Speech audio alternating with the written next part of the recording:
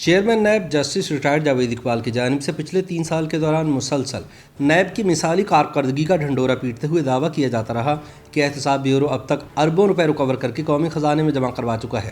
تاہم وزارت خزانہ نے سینٹ کی قائمہ کمیٹی برائے خزانہ میں انکشاف کیا ہے کہ نیب نے اپنے قیام سے لے کر اب تک صرف 6 ارب 50 کروڑ روپے ہی قومی خزانے میں جمع کروائے ہیں۔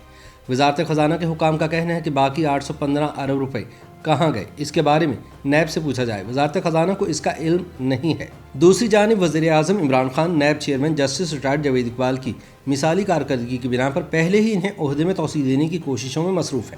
ایسے میں وزارت خزانہ کے انکشاف نے جسٹس ریٹائرڈ جاوید اقبال کی جانب سے کیے جانے والے ریکوری کے دعووں کا جنازہ نکال دیا ہے۔ یاد رہے کہ 3 نومبر کو سینٹ کی قائمہ کمیٹی برائے خزانہ کا اجلاس چیئرمین سینیٹر طلحہ محمود کی زیر صدارت ہوا، جس میں وزارت خزانہ کی جانب سے بریفنگ دیتے ہوئے بتایا گیا کہ نیب چیئرمین کے دعوے کے مطابق ان کے ادارے نے مشرف دور میں اپنے قیام سے اب تک 821 ارب روپے کی ریکوری کی ہے۔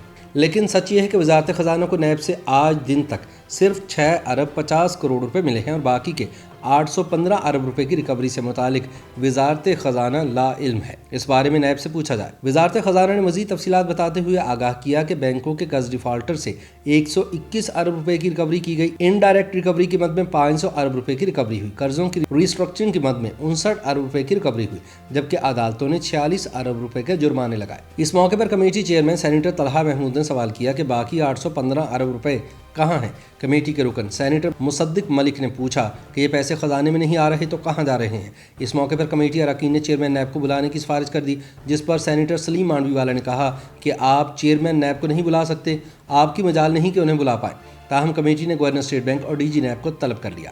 اس معاملے پر بحث میں حصہ لیتے ہوئے سلیم مانڈوی والا نے کہا کہ نیب کا ادارہ کرپشن کو روکنے کے لیے بنایا گیا تھا۔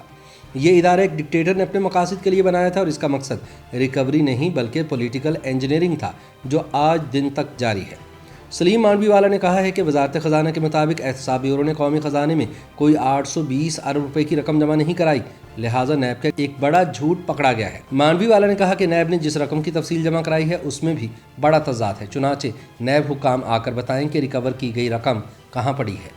اس سے پہلے نیب نے دعویٰ کیا تھا کہ مجموعی طور پر 821 ارب 46 کروڑ 90 لاکھ روپے کی ریکوری کی جا چکی ہے، لیکن وزارت خزانہ کا کہنا ہے کہ اسے نیب سے صرف 6 ارب 50 کروڑ روپے کی رقم نان ٹیکس آمدن کے تحت موصول ہوئی۔ باقی فنڈز کہاں گئے اس کا کوئی علم نہیں۔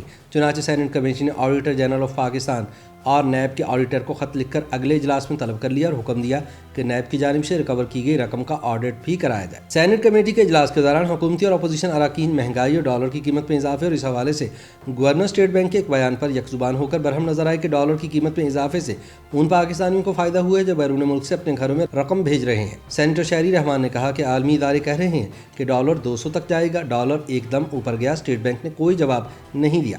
کاف لیگ کے سینیٹر کامل آغا نے کہا کہ لوگوں کی چیخیں نکل گئی ہیں، خدارہ ڈالر کی قیمت کو کنٹرول کریں۔ اسحاق ڈار پر جوئے کا الزام لگتا تھا لیکن اب یہ کام اس سے زیادہ ہو رہا ہے۔ اس موقع پر ڈپٹی گورنر اسٹیٹ بینک نے کہا کہ ملک میں مہنگائی ہے لیکن یہ ایک عالمی ایشو ہے۔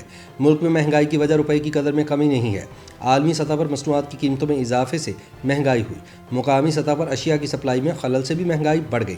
تاہم committee chairman senator Talha Mahmood نے کہا کہ ڈالر سے متعلق گورنر اسٹیٹ بینک کے لطیفہ نما بیان سے پاکستان کی بدنامی ہوئی۔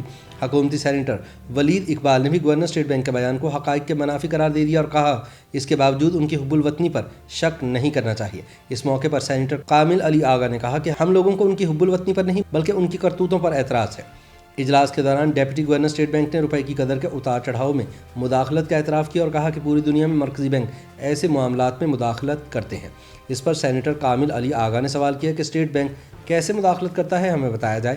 ڈالر 153 سے 175 پر چلا گیا، اسٹیٹ بینک نے مداخلت کیوں نہیں کی؟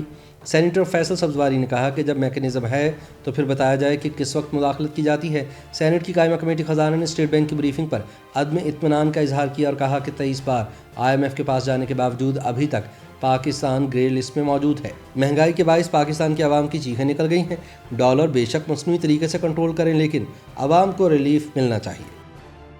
YouTube پر گوگلی نیوز دیکھنے کے لیے youtube.com کی سرچ بار میں googly news T V type کریں۔ گوگلی نیوز کے پیج پر سرخ رنگ کے سبسکرپشن والے بٹن پر کلک کرنا نہ بھولیے۔ YouTube پیج پر اپلوڈ ہونے والی ویڈیوز سے باخبر رہنے کے لیے بیل آئیکن پر کلک کیجیے۔ آپ کو ہر نئی ویڈیو کے بارے میں نوٹیفیکیشن موصول ہو جائے گا۔